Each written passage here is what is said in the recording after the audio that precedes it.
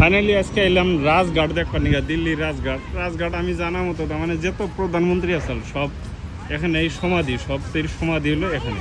আপনাদেরকে দেখাই, ভালো লাগবে আর কি।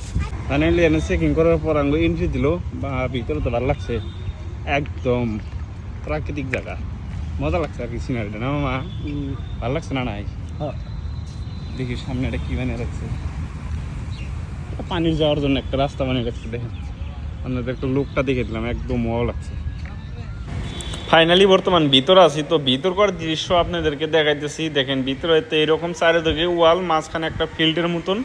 বিশেষ কারণ হলো এখানে ধরেন যত প্রধানমন্ত্রী আছে এখানে মরার পরে এখানে না ধরেন এই সৎকামটা করা হয়, তো সেই জন্য রাজঘাট বলে নাম দিছে। তো ভিতরের দৃশ্যটা এইরকমই, আপনারা যদি আহেন ঘুরে যায় হবেন আর কি, ফিল্ডের মতন ভালো সিস্টেম আছে আর কি, ভালো লাগে আইলে হাতে আর কি। ফাইনালি দর্শক, রোদের মধ্যে রাজঘাট ঘোরাঘুরি ক্লিয়ার, দেখেন মজার ভিউটা আসাল।